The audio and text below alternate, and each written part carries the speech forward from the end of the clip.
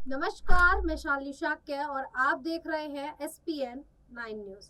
लोकसभा चुनाव के दौरान कई सीटों पर बहन भाई तो कहीं बहन बहन एक दूसरे के खिलाफ मैदान में उतरे हैं और वहीं तेलंगाना की राजधानी हैदराबाद की लोकसभा सीट से एआईएमआईएम चीफ असदुद्दीन ओवैसी एक बार फिर मैदान में उतर रहे हैं। वह इस सीट से 4 बार सांसद रह चुके हैं, इसीलिए उन्होंने दोबारा इस सीट में से ताल ठोकने का फैसला किया है।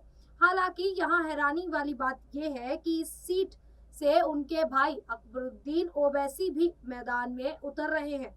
उन्होंने नामांकन पत्र भी भर दिया है।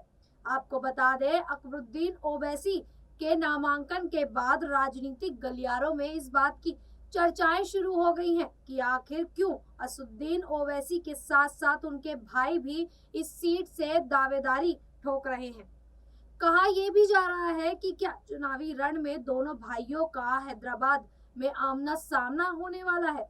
क्या दोनों भाइयों के बीच सब कुछ ठीक है। हालांकि इससे पहले कि शको सुबह में आकर अफवाहें फैलना शुरू हो जाएं, अकबरुद्दीन के नामांकन की असल वजह सामने आ गई है। दरअसल अकबरुद्दीन ओवैसी ने अपने भाई असदुद्दीन ओवैसी के खिलाफ चुनाव लड़ने के मकसद से नामांकन नहीं किया है।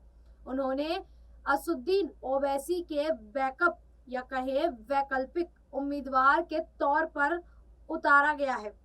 इसकी वजह है कि अगर किसी कारण असदुद्दीन ओवैसी का नामांकन खारिज हो जाता है तो पार्टी की तरफ से अकबरुद्दीन ओवैसी मैदान में रहेंगे। इस तरह पार्टी के एक उम्मीदवार के चुनावी मैदान से बाहर होने के बाद भी दूसरा उम्मीदवार डटा रहेगा। यहाँ गौर करने वाली बात यह है कि एआईएमआईएम इस तरह की प्लानिंग पर पहले भी काम कर चुका है। तेलंगाना में हुए विधानसभा चुनाव के दौरान भी जब अकबरुद्दीन ओवैसी ने चंद्रयान गुट्टा तौर पर उनके ही बेटे नूरुद्दीन ओवैसी को मैदान में उतारा गया था, तो वहीं अकबरुद्दीन भी मैदान में उतरे थे। हालांकि जैसे ही अकबरुद्दीन ओवैसी का नामांकन मंजूर हुआ, वैसे ही उनके बेटे ने अपना नाम वापस ले लिया था।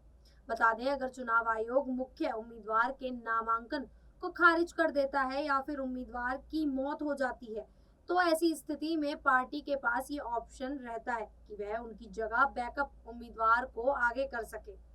ज्यादातर राजनीतिक दल ऐसा करते हैं। ऐसे ही मुख्य उम्मीदवार का नामांकन मंजूर होता है, वैसे ही बैकअप उम्मीदवार की उम्मीदवारी वापस ले ली जाती है। आमतौर पर बैकअप उम्मीदवार नामांकन की आखिरी तारीख तक नामांकन रखता है। असदुद्दीन ओवैसी और अकबरुद्दीन ओवैसी की इस प्लानिंग को लेकर आप लोगों की क्या राय है, हमें कमेंट करके जरूर बताइएगा।